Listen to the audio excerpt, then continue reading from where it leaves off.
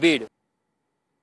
बीडनंतर आता थेट जाऊयात नांदेडमध्ये। नांदेड जिल्ह्यातील राहेगावला गोदावरी नदीच्या पाण्याचा वेढा बसलेला आहे। गावामध्ये 1000 ते 1200 लोक अडकल्याचं प्राथमिक माहितीमधून समोर आलेलं आहे। पुराच्या पाण्यामध्ये अडकलेल्या नागरिकांचं रेस्क्यू सुद्धा सध्या केलं जात आहे।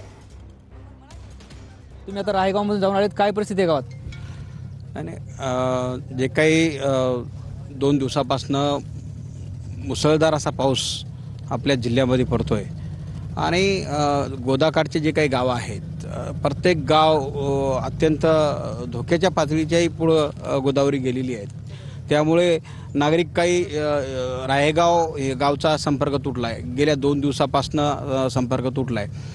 तर आम्ही तात्काळ त्यांच्याशी संपर्क साधून SDRFची जी टीम आहे, जिल्हाधिकारी महोदय त्यांची माझं बोलणं झालं आणि ताबडतोब टीम उपलब्ध करून दिली आणि आमच्या भागाचे SDM साहेब डॉक्टर सचिन खल्लाळ साहेब आहेत, तहसीलदार साहेब आहेत, वारकर साहेब आणि आम्ही सगळे टीम या ठिकाणी काही लोक या ठिकाणी अडकले होते, त्यांना रेस्क्यू करून आम्ही काढलेलं आहे।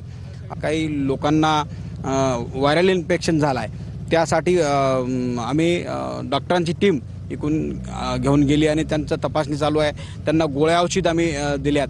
जे काही त्यांचं पाणी जोपर्यंत वसरणार नाही तोपर्यंत त्यांची सगळी व्यवस्था करायची जबाबदारी आम्ही घेतलेली आहे आणि ते आम्ही निश्चित करणार। कॅमेरा पर्सन अनिकेत दहातोंडेसह ज्ञानेश्वर लोंढे, TV9 मराठी, राहेगाव, नांदेड।